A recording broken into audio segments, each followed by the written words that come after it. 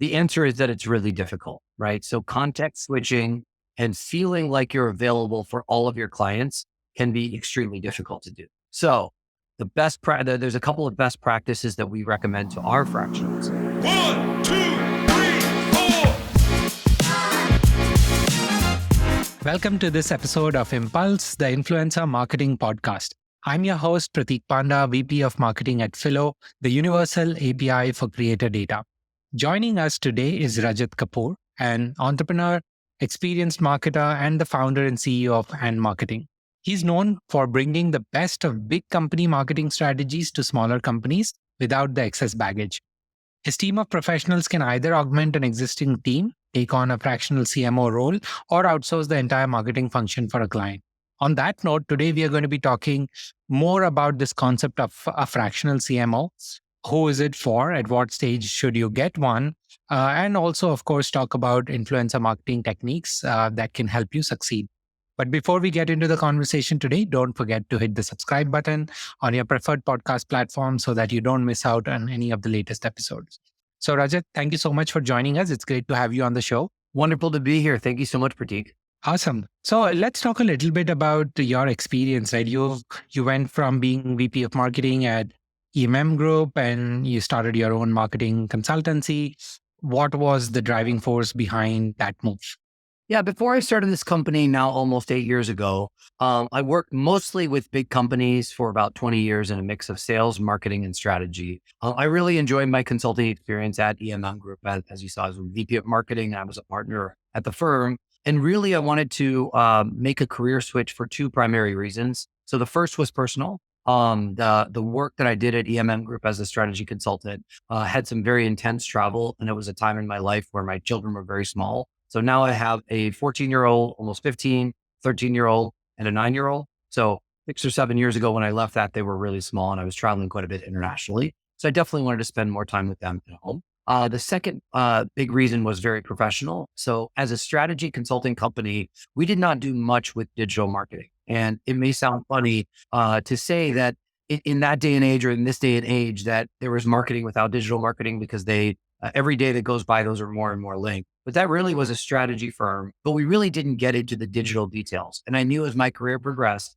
I was going to have to become a master of digital marketing. It is the transformative trend in our industry during our lifetimes. And I felt like I was missing that. So I felt like it was a good opportunity to leave the consulting world and get into the digital marketing world and look at that. So tell me a little bit more about And Marketing, right? What's the main focus over there and what is it that you do that is unique and different? Yeah. So when I started the business, I didn't intend to start a digital marketing company necessarily. What I really knew that there was a gap in the market with especially startups and lower middle market companies having access to digital marketing expertise. Most of the time, there's a company that's good at something, either building something or providing a service, and they've grown or they aspire to grow, and they don't have marketing as a core competency. It's very difficult for them to get the expertise and knowledge on how to grow their business. And the problem in the world that I knew that existed is that most marketing agencies really stink at providing good service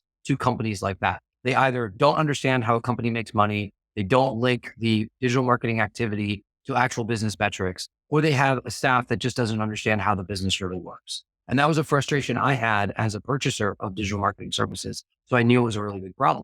So when I started the company, it started off with the root that companies need an affordable solution to be able to adopt digital marketing technologies. That's a wave that has come. And that brought us a lot of success early on. We were able to get clients. We were able to really help them adopt digital technologies. But very naturally, we hit a plateau. The backstory is I started the business. It took me about 6 months to find some level of fit, find a few clients and that sort of thing. And then when the pandemic hit, we ended up losing a really big client on the first day of the pandemic because their entire business was predicated on customers being able to go into their offices every day. They provided a healthcare service to office workers. So basically on the first day of the pandemic, they were out of business and that really set us back pretty badly. That forced me to retrench. And I know really well that in periods of uncertainty, it's really important to play offense. And so instead of retrenching myself, we really used it as an opportunity to listen to what the market is saying. And as now is very obvious, all of the people, all of the salespeople, especially, and all the marketing people that were home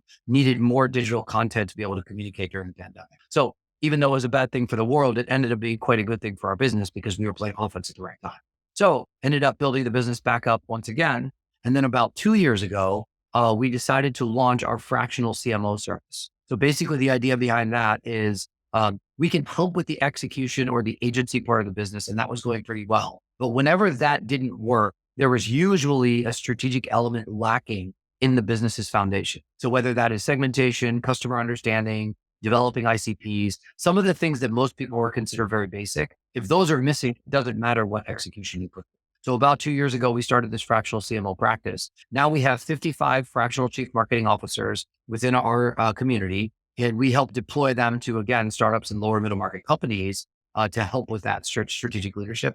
That's now about half of our business. So it's about half the execution agency business and about half of the strategy business, which is the fractional CMO business. Okay, that's great. So let's talk a little bit more about the fractional CMO concept, right? I see more people holding fractional CMO titles as well now.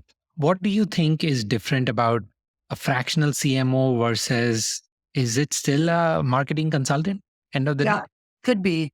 I get that question quite often. So a fractional CMO is distinct from either a marketing agency or a marketing consultant for one really big reason. Whenever you have an outside party like a consultant or an agency, that individual or that team is at arm's length from the leadership team. By definition, right? They have a scope, they execute their scope, and they provide that to the team. A fractional CMO, when done correctly, should feel a part of your leadership team. So they should sit at the most senior level. They should be providing advice to the CEO and the rest of the leadership team about how to grow the business. It's just made for companies that can't necessarily afford or don't have enough work for a full-time chief marketing officer. So usually that price tag is exorbitant for this particular market segment, or it's a company that has never hired somebody full-time. So going from the process of having no chief marketing officer to an expensive, experienced chief marketing officer can be quite a big bite. So it feels like a much smaller ask to work with a fractional CMO. And when it works well, that works extremely. So that's the key difference, I would say. What is something that can make it work really well? I think what makes it work really well, especially in our client engagements, is when you really understand, there's two elements, I would say. Number one is when you really are ready to have somebody come in from the outside and tell you what to do. What I always say to CEOs who are considering a fractional CMO, if they already have a strategy and they just need somebody to implement it, go hire a marketing director. It's going to be much less expensive. That person may be a little bit more junior, but that person will be much more likely to execute an existing strategy. However, if you want somebody more senior who will tell you what to do, give you advice, and help you run your business and help it grow, that's when it might be a good spot for a chief marketing officer. The other answer I would give is that a fractional chief marketing officer is only for a company who is ready to grow. And it sounds kind of funny when you say it, but if a company is okay and happy with their results today and don't really have a high growth aspiration, it's usually not a good spend. So if I work with a company and I'm finding out that they don't have the particular background or they don't understand what they want to get from a fractional chief marketing officer, I'll usually dissuade them from that type of option. If businesses are, trying to consider between choosing a fractional CMO or a full-time CMO, of course, you mentioned a little bit about budget could be one factor why they might want to think about a fractional CMO. What's something else that might motivate a business to go with a fractional CMO? And would you want to consider that even if you do have potentially a CMO on the team?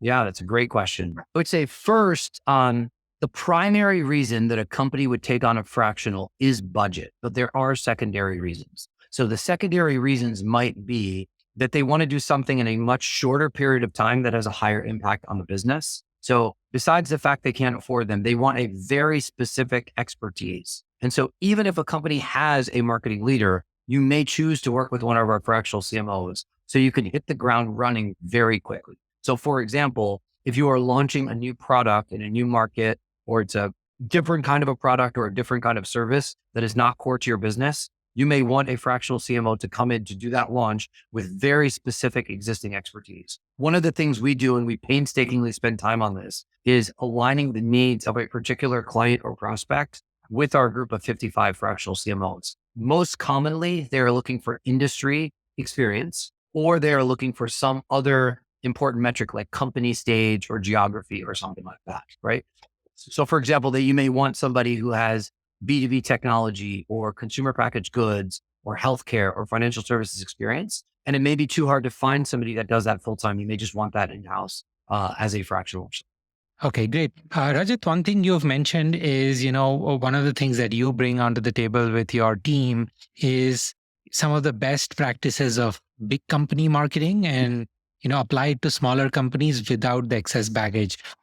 Explain that a little bit more. Yeah. So the without the excess baggage makes me smile all the time. And I got a lot of questions about it. And what I mean by that is for very good reasons, large companies have lots of processes in place. They have lots of processes. Unfortunately, those processes devolve into bureaucracy and politics. So when I mean no baggage, you get the pure marketing work, the pure use of whatever the framework is or the best practice process or the tip or the tool, but you don't have to worry about working that through multiple layers of a bureaucracy or going through the political process of large companies, right? So I worked at these large multinational conglomerates, and quite often the best idea didn't win. What won was bureaucracy, politics, getting through all of the hurdles. When sometimes when you're working at the speed of business today, you just need to launch something, test it, and then adapt to that launch. So that's what I mean, bringing the best of big company best practices to smaller companies without friction. Let's talk a little bit about influencer marketing as well, right? And you had some experience, particularly on the B2B side. Tell me more about your experience with B2B influencer marketing. What have you seen that's worked? What's not worked? Yeah, absolutely. So B2B and B2C are actually quite different. So most commonly B2C is associated with influencer marketing. And we certainly run programs with industry influencers who may understand the end consumer really well and those types of things. But I think it's worth mentioning that it's really relevant in B2B marketing as well. So what happens in particular industries in B2B is that you have certain people that are recognized thought leaders. So it might be, again, the few industries that we might serve are B2B tech. It could be consumer packaged goods. It could be healthcare. It could be financial services. And there are certain people in those industries that really shape the thinking of that industry, either from a marketing perspective or just from a general industry perspective. So for example, once in a healthcare client that we had, we were trying to get to hospital CIOs to adopt a particular AI technology for our clients. And what we found is that there's a few conferences that all of these CIOs tend to attend. And so understanding who the people are, who those thought leaders are, and then basically working with those influencers, we would call them in B2B, we would call them thought leaders, and providing them information about the industry and how it's evolving from a technology perspective. And oh, by the way, our brand is associated with it. Those tend to be the most successful. What usually does not work in a B2B environment is some sort of a pay to play. We see that quite often on the consumer side, but it doesn't tend to work on the business to business side because those individuals are not necessarily motivated by money. They don't want to feel like they can be bought for their sponsorship. Rather, they want to be educated, they want to learn, and they want to share that knowledge with their audiences. And when that's done really well, that's when it can have a really good halo effect on a particular. Okay, that makes sense. And, in the influencer marketing context for B2B particularly, have you seen certain things that you would say is definitely a no-go? I mean, something that people should be very wary of? Yeah, there's two things that tend to work in the B2C space that I would not recommend in the B2B space. The first one is what I mentioned earlier, is trying to pay your way in. Certainly, sometimes there's money associated with it. But for example, I've never seen, and I don't think we will ever see, some sort of a B2B exchange where influencers can flock, get selected, and get paid through the platform. There's tons of those platforms in the B2C space. I don't think that will ever happen because they're not looking for a monetary reward primarily. Second, quite often brands on the B2C side will try to get a lot of different influencers. So they'll try to hit multiple influencers and try to get an effect by hitting the masses through multiple influencers. That generally will not work in B2B because there are usually far fewer influencers. So some sort of a large scale spray and pray type of an effect usually does not work because it's much more precise in the approach. You have to find the person, you have to customize the message, and you have to work very closely with them as opposed to expecting the same message from, 20 or 30 or some current influencers like that. All right, that makes sense. And since we're talking about influencer marketing, right, one thing that I like asking all of my guests is to give one most controversial hot take on influencer marketing that maybe you believe in, but others may not? I believe I'm a little bit of a purist, so I don't think I have a hot take. The hottest take I can probably think of is that as consumers become more and more sophisticated, they're going to become less and less interested in influencer marketing because they're going to notice that it's bought and paid for, and they're going to notice it's not actually somebody advocating for a particular type of a brand. They're just doing it because they're getting paid. That's certainly how I look at it, and I would assume as the industry evolves, that's how it's going to head. So companies that rely exclusively on some type of influencer marketing are probably going to have to adapt their approaches. That's definitely how, at least on the consumer side, I have been very observant that, if there is somebody promoting a brand, I'm very curious or cautious, like, okay, what's the intent behind this? Can I get a sense of whether they genuinely use the product and are therefore recommending it?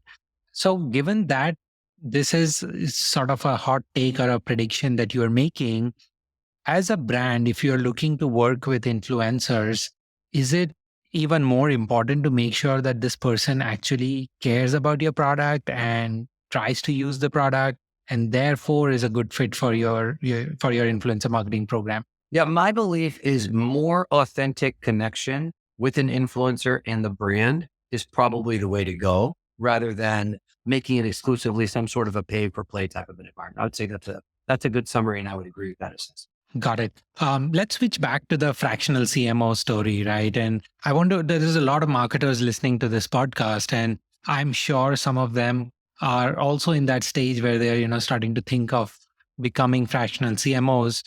One question that came in when we were sourcing some questions from the audience as well is, if you're wanting to become a fractional CMO, you are also expected to be working with multiple brands. Yes. How do you manage? What's the best practice to manage your headspace, mind space towards, managing different brands, different industries? You typically don't want to pick competing brands to work with. So you're trying to find, different areas where you can work. And how do you manage your day or your headspace to do a good job with multiple brands? Yeah, that's a great question. It's a very common question. The answer is that it's really difficult, right? So context switching and feeling like you're available for all of your clients can be extremely difficult to do. So there's a couple of best practices that we recommend to our fractional. Number one is time blocking. And what I mean by that is, let's pretend the most common arrangement for a fractional CMO is something like 8 to 10 hours on a particular company, 8 to 10 hours on another one. And let's say you have 3 engagements like that. So that's a day and a half for 3 of those. That's like 4.5 days. That's generally a full workload for a fractional because you still need some flexibility time and sometimes you need a little more. So what I recommend is about 50% of that time is static. And what I mean by that is that it's the same meetings or the same conversations every single week. That you can block those in your calendar and you can be totally available for client A on, let's say, Monday afternoon from noon until 4, whatever the time is, right? So Monday afternoon is for client A, Tuesday afternoon is for client B, and Wednesday afternoon is for client C, for example. Then what that allows you is all the rest of the time to be flexible. What we have found is if all of the time is flexible, then it is very chaotic because you might be going from one call to another call to a different context. And if your day is sometimes packed with multiple meetings, it is very difficult to make that context switch. The second reason is if you're all time blocked, then you have no flexibility. Then let's say you're only on Monday working for a client, then you miss an entire week before you're able to work with that client again. And they will almost for sure get frustrated, or you will get frustrated because you will be out of the loop by what's happening. So the number one thing I suggest to people is time blocking. The number two thing I suggest is really setting the right expectation with a particular client. And what I mean by that is in an upfront, while you're onboarding or conducting your assessment, it's really important to set the right expectation. So yes, we have 8 to 10 hours. Yes, I might be a little bit flexible, but just so you know, I'm sometimes going to say no to you and your team because I have other commitments. That's part and parcel. It's surprising to me that so few people actually set the right expectation and continue to set that expectation as an engagement continues. So I think, from a fractional CMO perspective, one thing that we discussed was you're largely a strategy owner. That's what you're trying to bring onto the table. And you've got a set of folks who can help you with the execution. with that, what are certain metrics that you should own as a fractional CMO? Is it very similar to what you would own if you were a full-time marketer or a head of marketing? Or does it change because, you really are not spending as much time? Yeah, so I would say bringing in an experienced fractional CMO is the first step to a full-time chief marketing officer for most companies. So the biggest thing that you're changing inside a company is usually there were no metrics around marketing success. So yes, the top level answer is they're the same. Whatever a chief marketing officer's metrics would be, whether those are top line, whether those are customer related, whether they're retention rate, whatever those are. The biggest task is getting the organization used to measuring something that they didn't measure before. But yeah, the top line answer I would give is that they're pretty much the same between a fractional and a full-time chief marketing officer. Got it. Makes sense. And what do you think is, end of the day, if it's a brand who's trying to make this decision, what are signs of a good fractional CMO? Yeah, I would say anybody who has a Mac can call themselves a fractional CMO. That's a majorly big challenge. So one of the things we've taken on is raising the bar very high for anybody we bring into our community, because when a prospect comes to us with a problem, we want to be able to know that they have them. So we have 3 criteria that are pretty tried and true, and we're sticking to them. So the first one is the person must have at least 15 years of marketing experience, right? At least 15, but most of our people have 20, 25 or more years of experience. So second is that they have to have in-house experience inside a company running a marketing department. If you don't know what it's like to run a marketing department inside a company, and you've only been on the outside of companies, it's very hard to be a fractional CMO who feels like a member of the leadership team. You need to know what that feels. And then number 3, you had to have had experience as a consultant or an advisor or an agency owner. So the flip to that is you also need to know what it's like to be outside providing advice and providing guidance as an outside consultant as well. So all 3 of those are extremely important. It feels like whenever we invite somebody into our community that doesn't have those 3 experiences, they're less successful. So as we look forward, those are going to be much more stringent requirements. So I would say for a company who is looking to hire a fractional CMO, really understand before you start, what are the criteria that are going to help your business get to the next level? Is it industry expertise? Is it a particular technical expertise? Is it a particular industry stage? What are those things? Because if you have that clarity, then we can actually help you align with the right person. Okay, that makes sense. And, no conversation is over these days without talking about AI. So what is your, understanding of how AI is influencing the marketing space? What do you see, as a future trend, or at least the near future? When I say near future, I mean maybe over the next 3 to 5 years. How is AI going to influence marketing? I've done my very best to keep up with AI, but anybody who says they keep up with all of AI is probably lying. It's too difficult. So I would say, as somebody who's very interested in the future of marketing and specifically marketing technology, AI is probably the most transformative trend since the advent of the internet. So it's really a big deal. And I think there's going to end up being probably 2 different flavors of marketing that are going to be successful in the future. So first of all, if you're a job and you just do a job and all you do is that job. So for example, you're a copywriter or you're a social media person, or you do a very small fixed group of things. I think AI will wipe that profession out pretty quickly or be greatly diminished in the next 5 to 10 years. So what I tell everybody I know, or everybody on my team at least, is that it's AI as a co-pilot. So learn the tools. The first thing that people can learn is that using the most basic AI tools will make them more efficient in their jobs. So first learn that level. And that number I've heard to become 30% to 50%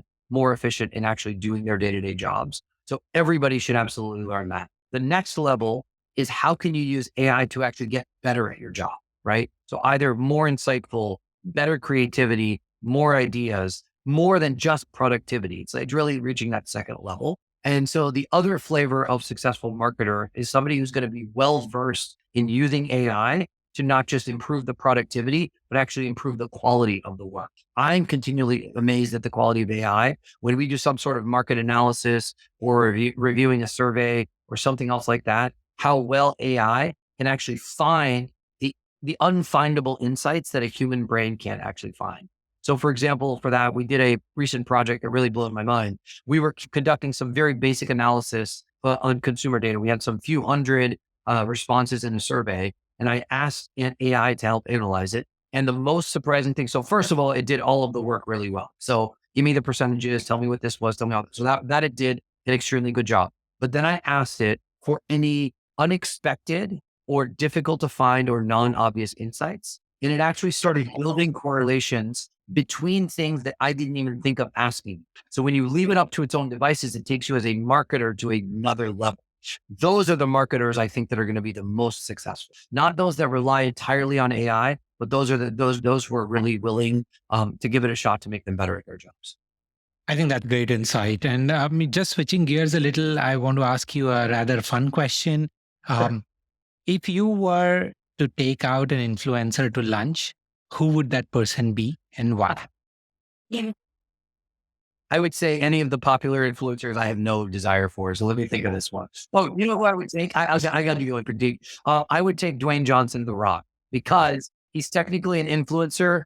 But I think he would be incredibly interesting. Besides the fact we have similar haircuts, I would say he would be incredibly interesting because his origin story and from where he came to all the things he's done in his life and his career, from being, basically, a football player, and then he went to becoming a wrestler, and then he went to becoming an actor, and now he's this mega famous person. Really, I would love to take him to lunch and really understand how he went about that journey, what were his biggest struggles, how he decided to pivot his career at key inflection points. Like, how did you know to go from football to wrestling, from wrestling to acting to this megastar? Like, how do you kind of go through all of those things? If I can pick any influencer, I would probably pick Dwayne Johnson. I think that's an amazing answer. And, even as a kid, he used to be my favorite wrestler.